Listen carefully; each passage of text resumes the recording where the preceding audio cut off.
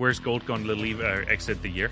A price point? Is that what you're saying? Yeah, price point. Yeah, gold price. I do think, gold will continue to go higher from here. But again, Kai, I've said this before. I think the most important thing for investors is to have obviously a long-term plan. When I ran my numbers and I realized that I have a thesis on precious metals for the next 10 years, the first thing I thought was, how do I make money out of this? And I realized very quickly that wasn't through just buying gold, because I think it's going to be difficult to find those excessive types of returns into just buying gold. And so the immediate reaction is, how do silver looks like? And silver just looked more asymmetric than gold. And then you go back and see the ratio at about 80 historically today is not normal.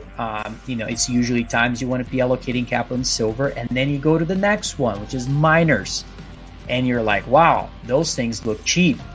And then inside of the mining cycle of any business in the space, you find the exploration, development, and production parts of the industry. And each person will find their own niche on analyzing those companies. We found our niche in mostly exploration and development.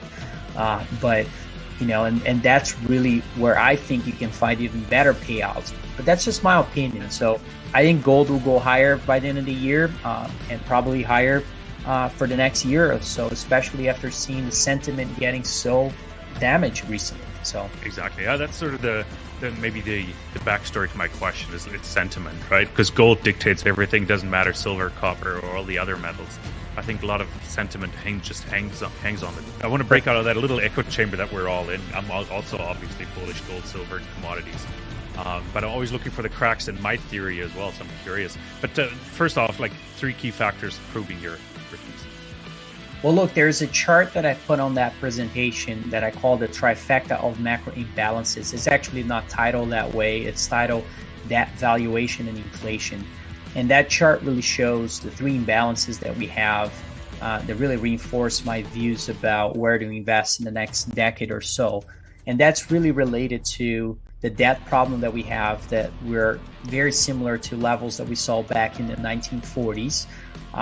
And then we have a valuation problem that we saw back in late 90s and also the late 20s, right before the Great Depression. And the third one, which is related to the inflation problem, that is very similar to what we saw back in the 70s. So we've seen those imbalances in the past, but we have never seen this trifecta of macro imbalances all at once.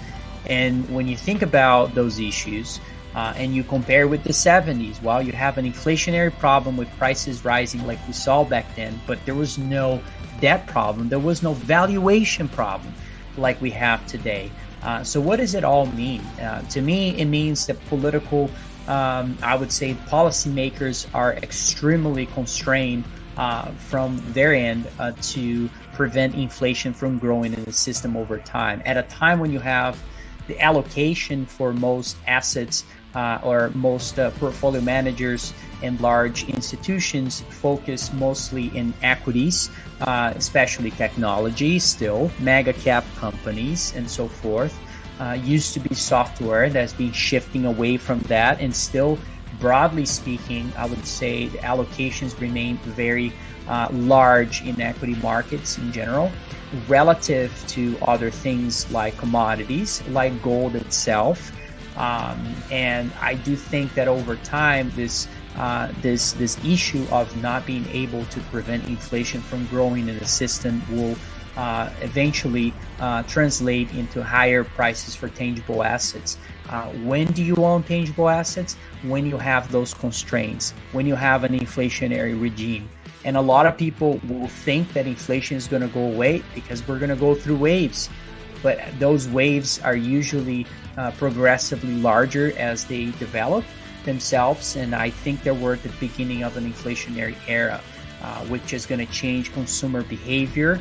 And it's also going to change how portfolios will look like in terms of allocation 10 years from now. And I think if I would if I would pick my own crystal ball, would probably be a lot more tangible assets relative to equity markets. And so I'm concerned about the equity portion in terms of the overall stock market, as I am also very attracted by ideas in the tangible assets realm.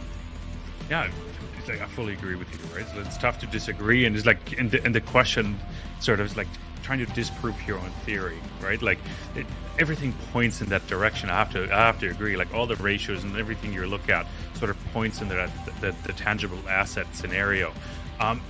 Anything that sort of lets you at least question a little bit your theories, anything that you look at is like, oh, if that changes, I might have to sort of rethink what I'm doing? Absolutely. I think, well, the trifecta of macro imbalances, I have to think about each of them, and would that be any way that they could resolve themselves somehow without unleashing some of those macro trends. And we've seen in the past one example, which was during Industrial Revolution and some other times that I'm referring to, big changes in productivity.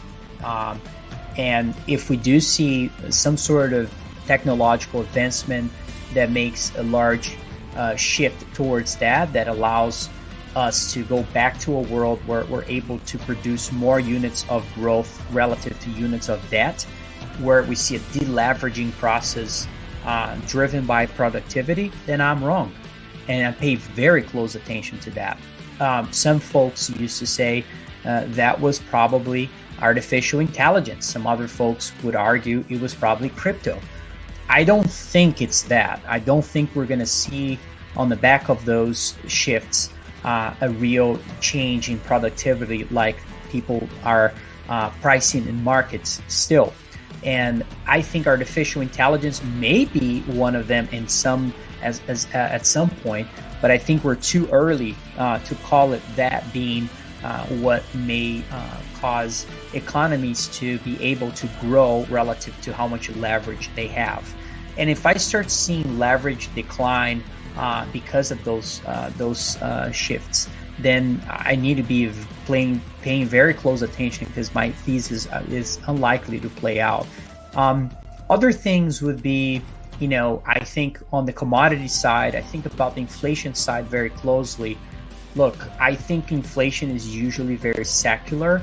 I call it the pillars of inflation. So if you think about it, we have number one, the wages and salaries growth. And wages and salaries growth is something that has started recently. We've been through 30 years basically of declining growth in wages.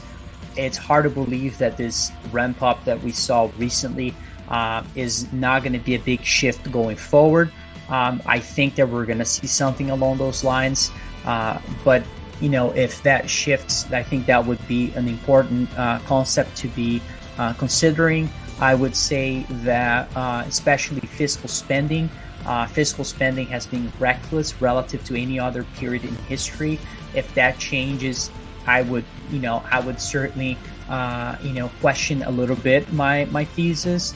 I would say the deglobalization trends, if they go away from that, so if we start seeing again developed economies benefiting from cheap labor, that's probably going to be a challenge for my thesis. I'm not seeing that either. I'm seeing the opposite of that. And let's just say, if we see a major discovery of different natural resources that allows us to have enough resources to go through what I think it's going to be a problematic period of those being quite scarce. And so, if those are, I believe we're going to go through an exploration age. But first, we got to find those resources, and we got to finance those companies to find them.